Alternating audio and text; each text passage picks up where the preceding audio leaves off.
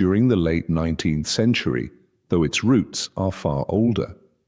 According to Tibetan and Indian traditions, Agartha is a mysterious kingdom located deep beneath the Himalayas, connected to the surface through vast networks of tunnels stretching across the world.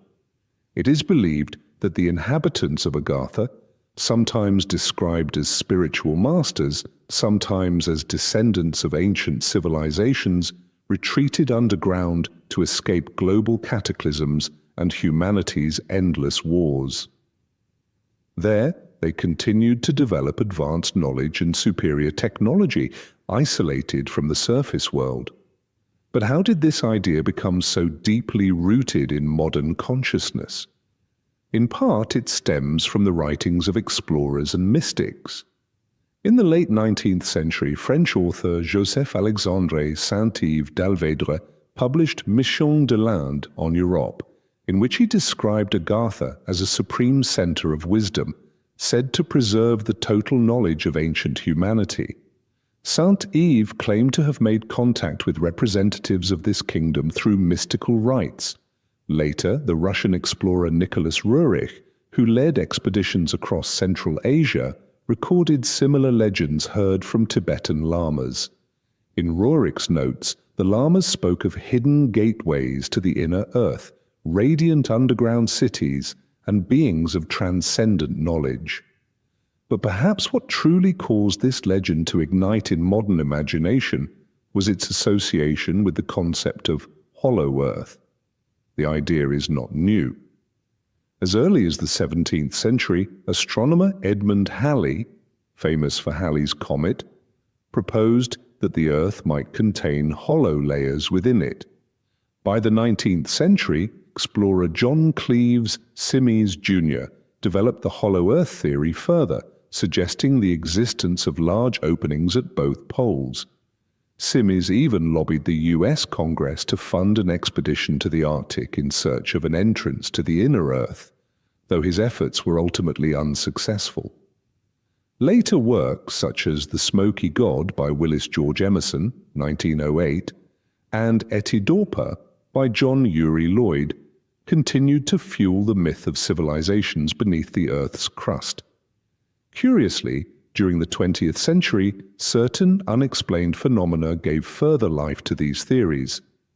Many pilots flying over the North and South Poles reported anomalous optical and magnetic phenomena. Some even described seeing green lands in regions where only ice should exist. The most famous account comes from Admiral Richard E. Byrd, the American explorer who led expeditions to both the North and South Poles. In his diary, Byrd described a flight over the North Pole in 1947, during which he claimed to have seen ice-free lands, strange creatures, and artificial structures. Naturally, these reports were officially denied or classified by the US government. Byrd's full diary was never fully released, and the portions relating to this Arctic experience remain the subject of intense controversy. Today, mainstream science completely rejects the hollow Earth theory in a literal sense, citing seismic, gravitational, and magnetic evidence that does not support such a structure. But this has not stopped belief in a symbolic Agartha or even the possibility of a physical Agartha beneath geological layers still unexplored.